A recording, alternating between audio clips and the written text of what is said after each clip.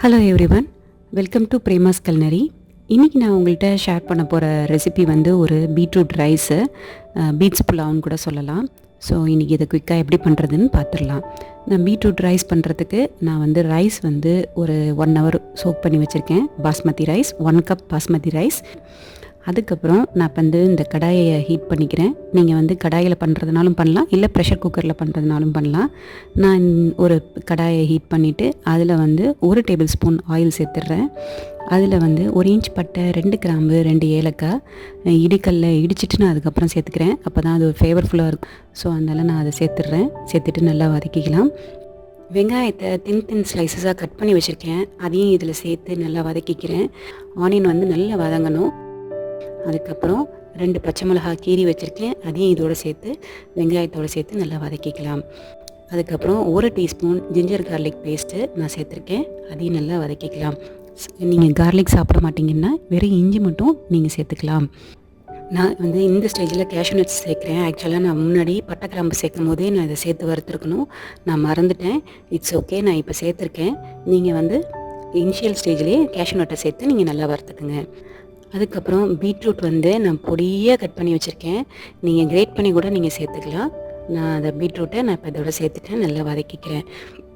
Beetroot நல்லா வதங்கணும், இல்லைன்னா வந்து உங்களுக்கு ரூட் ஸ்மெல் இருக்கும் இல்லையா, அது கண்டிப்பாக தெரியும். அதனால் பீட்ரூட்டை நல்லா வதக்கிக்கிங்க. அதில் இருக்கிற அந்த ஸ்மெல், இந்த ரா ஸ்மெல் போகிற வரைக்கும் நல்லா பீட்ரூட்டை வதக்கிடுங்க. அதுக்கப்புறம் 1/4 teaspoon மஞ்சள் தூள், 1 teaspoon மிளகாய்த்தூள், 1/2 teaspoon சால்ட், உப்பு சேர்த்துருக்கேன். நல்லா அதை வதக்கிக்கலாம். நல்லா இப்போ பீட்ரூட் வதங்கி எல்லாம் சாஃப்டாகி நல்லா ரெடி ஆகிடுச்சு.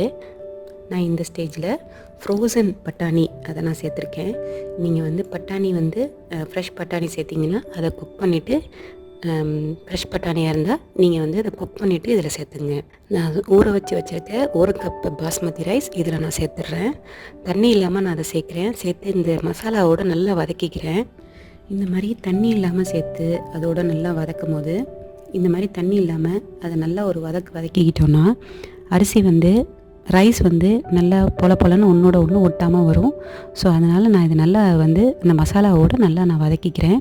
அதுக்கப்புறம் இதில் 1 tablespoon கீ விடுறேன். அதையும் நல்லா சேர்த்து நான் வதக்கிக்கிறேன். அதுக்கப்புறம் 1 cup பாஸ்மதி ரைஸ் எடுத்ததுனால நான் 1.5 cup தண்ணி சேர்த்துக்கிறேன்.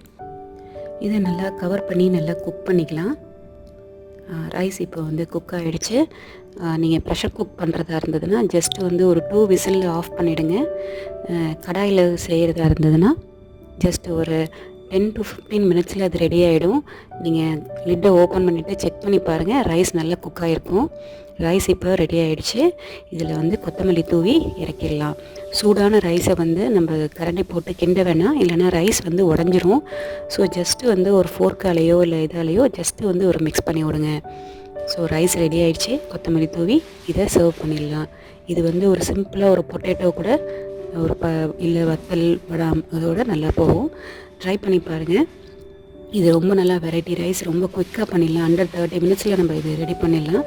ஸோ ட்ரை பண்ணி பார்த்துட்டு எப்படி இருந்ததுன்னு உங்களோட ஃபீட்பேக் சொல்லுங்கள். தேங்க்யூ.